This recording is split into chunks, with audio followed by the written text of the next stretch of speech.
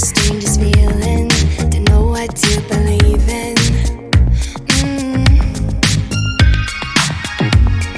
Cause every time you touch me, I can't control my body. 10번째 시간으로 캐나다와 한국 주택에서 사용하는 공간에 대해서 알아보겠습니다. 주택 내부에서는 사용하는 공간과 집의 형태를 유지하기 위한 빈 공간으로 구분될 수 있습니다. 특히 단독주택에는 지붕 속 공간, 애틱, 지하 공간, 크로월 스페이스와 같이 실제로 사용하지 않고 집 형태를 유지하기 위한 공간이 존재하는데, 이런 부분에 대한 필요성과 주택에 대한 경제성 면에서 항상 이해가 상충되고 있습니다. 캐나다의 주택과 한국에서의 주택 내부 공간 사용에 대해서 비교해 보겠습니다. 한국과 캐나다 주택에서의 사용 공간을 비교해 보겠습니다. 한국에서 짓는 주택의 경우 대부분 지하층이 없기 때문에 지하 및 빈 공간, 크로웰 스페이스가 없고 솟은 천장, 캐시드랄 실링 혹은 다락방으로 지붕 및 공간을 사용하기 때문에 천장과 지붕 사이의 빈 공간, 애틱을 설치하지 않습니다. 캐나다에서는 지붕 밑의 공간은 사용하지 않고 천정 위 빈 공간, 애틱에 단열재를 채운 후 환기가 될 수 있도록 비워놓습니다. 지하실을 만들지 않는 경우에도 지하 빈 공간, 크로웰 스페이스를 만들어서 1층 바닥 아래 빈 공간이 있도록 구성되어 있습니다. 한국에서는 지붕의 경우 대부분 다락방으로 이용하거나 높은 층고의 공간을 확보하기 위하여 솟은 천장, 캐시드랄 실링 형태로 주택을 짓는 경우가 대부분이고, 지하실을 파지 않고 온통 기초, 매트 푸팅을 이용하여 기초 위에 직접 집을 짓고 있습니다. 캐나다에서 지붕 공간을 비워놓는 이유에 대해서 설명드리겠습니다. 지붕 속 공간에는 약 50cm 두께의 R60 단열재를 충분히 넣어서 실내의 온기가 지붕 속으로 유입되지 못하도록 만들어줍니다.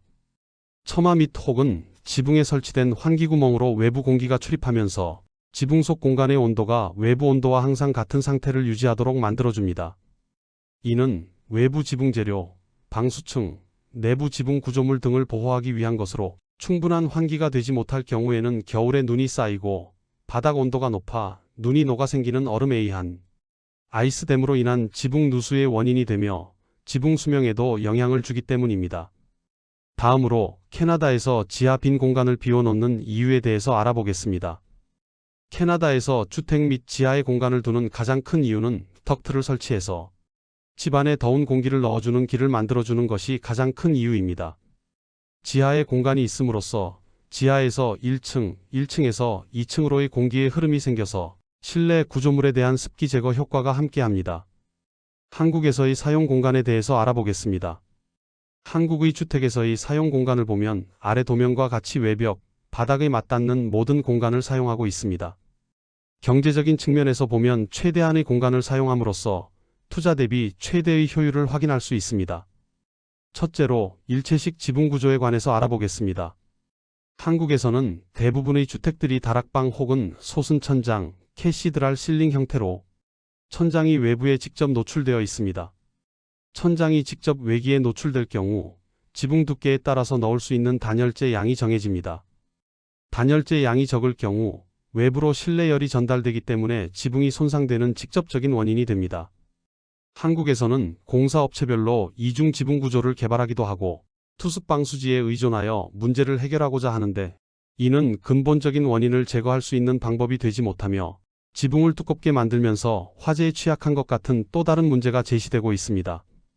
둘째로 솟은 천장, 캐시드랄 실링에 대해서 알아보겠습니다. 한국에서 솟은 천장, 캐시드랄 실링을 주로 사용하다 보니 석가래, 단열재, 지붕 합판, 공기층, 지붕 재료 등을 2중, 3중으로 일체화시키고 무리하게 통기층을 만들고 있으며 지붕 두께만 키우고 있습니다. 셋째로 화재에 대한 대처 방안이 없는 상황에 대해서 알아보겠습니다. 목조주택에서의 지붕 구조는 화재 진압과 매우 긴밀한 상관관계가 성립되어 있습니다. 목조주택에서는 화재가 발생할 경우 철근 콘크리트 구조처럼 바깥에서 물로만 진화를 진행하면 내부 높은 온도의 열로 인하여 집 자체가 폭발해서 주변이 불바다가 될 수 있습니다. 그렇기 때문에 목조주택에서 화재가 발생하면 소방관이 지붕에 구멍을 뚫어서 불길이 외부로 솟아오르게 유도하여 집안 온도가 올라가서 집이 폭발하는 것을 방지하여야 합니다. 넷째로 지하 공간에 대해서 알아보겠습니다. 한국에서는 온통 기초, 매트 파운데이션을 주로 사용하며 지하층 설치를 하지 않고 있습니다. 지하 공간이 없기 때문에 집안 전체에 공기의 흐름이 생기지 않고 공기의 흐름이 없는 상태에서 난방 방식으로 사용되는 온돌로 인하여 구조체가 데워짐으로써 많은 문제의 원인이 되고 있습니다. 캐나다에서의 사용 공간에 대해서 알아보겠습니다. 캐나다에서는 아래 도면과 같이 지붕 속 공간, 애틱과 지하실이 없는 경우에는 지하 및 공간, 크로웰 스페이스를 사용하지 않는 공간이지만 만들고 있습니다. 솟은 천장, 캐시드랄 실링을 사용할 때도 지붕 구조물로 트러스를 사용하여 최소 1m 이상의 지붕 속 공간, 애틱을 만들고 있습니다. 첫째로 외부에 노출되지 않는 천장 및 지붕 구조에 관해서 알아보겠습니다. 캐나다에서는 겨울에는 영하 40도 이하로 내려가며 눈이 많이 내리는 추운 날씨와 여름에 50도 이상의 태양 직사열에 노출되는 것에 견디기 위하여 천장 위의 애틱 공간을 다락방으로 사용하지 않고 공기가 순환할 수 있는 장소로 이용하고 있습니다. 또한 지붕 면적의 300분의 1 이상 크기의 환기구를 설치하여 충분한 공기 흐름을 유지시키고 있으며 평지붕의 경우에는 천장 장선, 실링 조이스트와 지붕 장선, 루프 조이스트 사이에 최소 1.2m, 4피트 이상의 빈 공간을 만들어 단열재를 채운 후 환기 공간으로 사용하고 있습니다. 대부분의 주택의 인면에서 지붕 부분은 다락으로 사용하지 않는 빈 공간입니다. 둘째로 솟은 천장, 캐시드랄 실링에 대해서 알아보겠습니다. 캐나다에서도 일부 솟은 천장, 캐시드랄 실링을 사용하거나 천장의 빈 공간 애틱 없이 외부에 직접 노출되도록 집을 짓는 경우가 있습니다. 가장 큰 이유는 비용 절감이 목적보다는 주택 높이 제한에 위배되지 않기 위함입니다. 이런 방식을 사용하는 경우는 매우 제한적으로 크로우즈 셀 스프레이 인슐레이션을 사용하고 지붕에 환기를 설치하지 않는 방식으로 허용하고 있습니다. 이 경우는 습기가 내부로 나올 수 있도록 내부에 습기막이 비닐을 붙이지 않고 지붕 합판에 직접 지붕 재료를 붙여서 별도의 지붕 속 환기를 하지 않습니다. 셋째로 화재에 대한 대처 방안에 대해서 알아보겠습니다. 캐나다에서는 80% 이상의 주택에서 지붕 재료로 아스팔트 싱글을 사용하고 있으며 최대 2겹까지 덧붙일 수 있도록 허용하고 있으나 화재 시 구멍을 뚫을 수 없기 때문에 3겹부터는 덧붙일 수 없도록 소방법에서 규제를 하고 있습니다. 징크는 지붕 재료로 사용이 가능하지만 금속 철판 지붕은 사용을 불허하고 있습니다. 넷째로 지하 공간에 대해서 알아보겠습니다. 캐나다 주택에서는 지하실을 만들지 않을 경우에는 지하의 빈 공간, 크로웰 스페이스를 만들어서 집안 내부 전체에 걸쳐 공기가 순환될 수 있으며 특히 난방 방식으로 강제 순환 시스템, 에어포스트 시스템을 사용하기 때문에 항시 주택 구조체가 자연 건조한 상태를 유지하도록 만들고 있습니다.